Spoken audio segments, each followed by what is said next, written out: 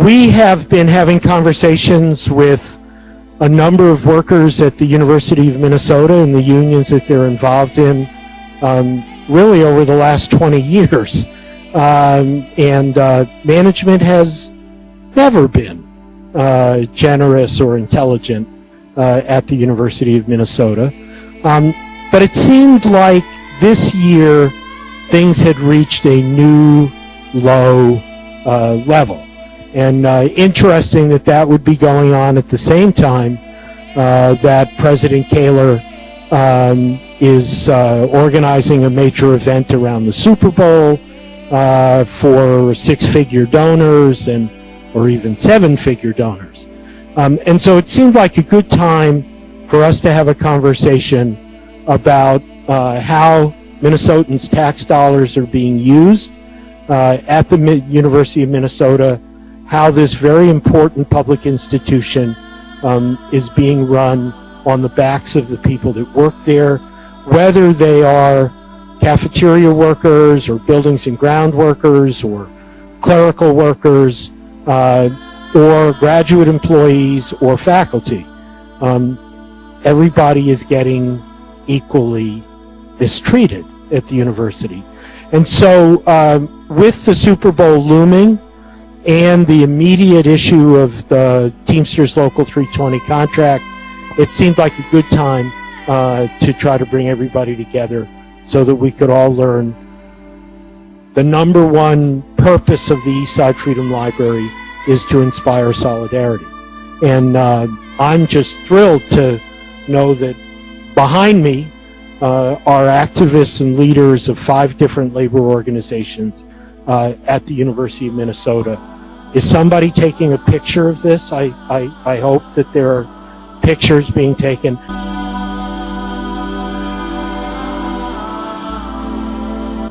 I teach at the U of M, and I'm glad to be representing my instructional faculty. I am contingent labor at the U. I am organizing with people who are also tenure track faculty.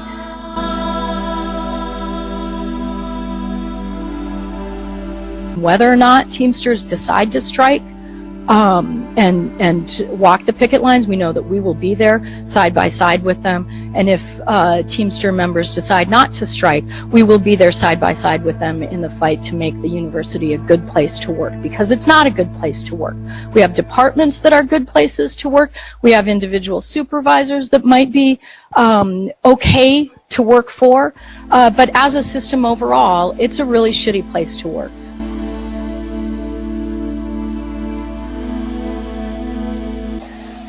At the University of Minnesota, Teamster workers, on average, earn below, on the Twin Cities campus, what is needed to live at the cost of living mark in the Twin Cities. And the University of Minnesota has made a commitment to continue to keep its workforce at poverty level wages. It was mentioned high dollar contracts, corporate interests.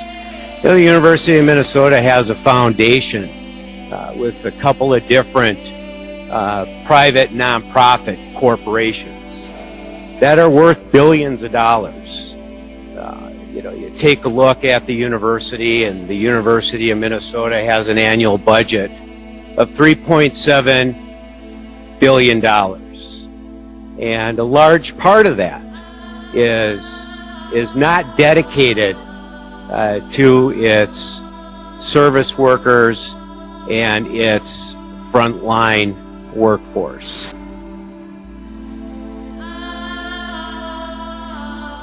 I am a member of Grads United, which is an all-volunteer group of graduate instructors, teaching assistants, research fellows, and all manner of graduate student workers at the university. You know, we're fighting for our needs and interests as workers, but also, more broadly speaking, for a fair and equitable university in solidarity with other groups of workers on campus. And so graduate student workers, we deal with a number of issues. It would take me a very long time to go through them all. One of the biggest is that we are paid very little. The average graduate assistant, that's kind of the umbrella term for graduate workers, at the University of Minnesota makes just $22,000 a year, and we have to live on that. But in the College of Liberal Arts, that's actually more like $18,000. So many of us already struggle to pay rent every month, to go home to see our families every year. And we had been organizing as Grads United relatively quietly for the last year and a half. But something happened in the last couple of months that pushed us out into the spotlight, and that was the tax bill in Congress. And so the version of the Tax Cuts and Jobs Act that passed the House had a provision that would have counted our tuition waivers as taxable income, and that's some weird, like, esoteric language.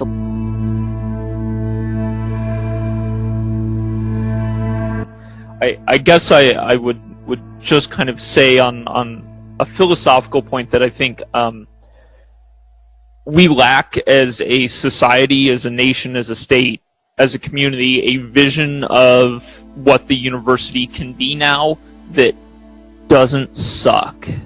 To put it bluntly, we lack a vision of what we can build the university to be that doesn't bankrupt families and students, that doesn't rely on ties to the financial industry to mortgage people's futures for their education, that is not high stakes, that doesn't pit workers against each other and cause a race to the bottom on campus. I don't know that even I don't know that I have that vision of what it can be, but I think it in some ways has to start with the students, and it has to start with the faculty, the staff, the people that are around the campus. So as Peter said, my name is Patrick Burke. I'm the communications organizer at the St. Paul Federation of Teachers, and we're also in negotiations right now. And as we've heard from other folks up here, negotiations aren't moving with any labor unions in the Twin Cities right now, is what it seems. Our negotiations, while they haven't stalled, they're moving very, very slowly.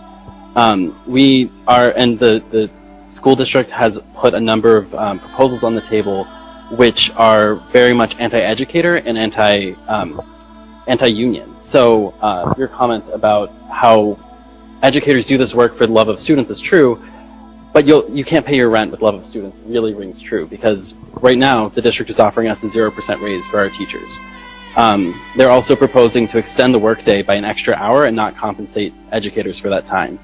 It's been clear at the university that that Janus is on their minds as they're bargaining. We've, in our 26-year history, and I think in the history of Teamsters, which is significantly longer at the U, it's always been 2-year contracts.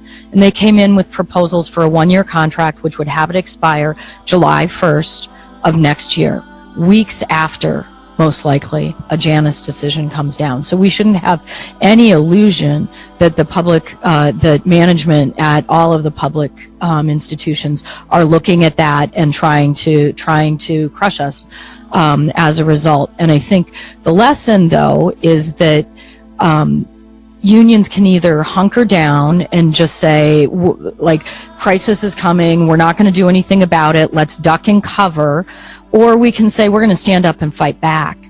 The bargaining unit has already authorized the leadership at the local union to call a strike. We took a strike authorization vote, I think it was back the early part of November. So they've already authorized the leadership of the local to call for a strike. So if the current final offer is rejected, then the membership is voting to strike. And the local has already filed its intent to strike with the Bureau of Mediation Services and notified the employer with the letter. You asked a secondary question about building the solidarity to have the greatest impact. This in part as well talks about, I want to speak a little bit about right to work in this as well. We know that right to work is inevitable. And that's how we have to move forward. It may not be Janice that does it. It may not be the governor's election. But there are at least 5 other cases being run up to the Supreme Court challenging agency fees.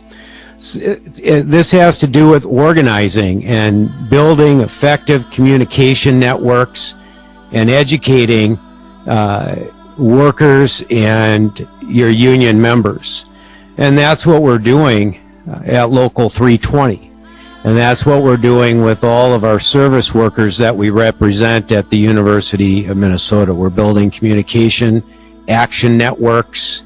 We're spending a lot of time on the so-called shop floors, walking around the campuses, having contact with as many members as possible, and communicating with them in every way that we can. Using the library as a core to build a solidarity committee if there is a strike, and to raise funds so that people who are not getting a paycheck and I imagine will be receiving strike benefits of some amount, but probably not equivalent to their paychecks, that we can all help people to maintain their rent, their mortgage, their car payments. And those of us who have been through the Hormel strike or the clerical workers strike in the early 2000s know the kinds of very real material support that people need, and the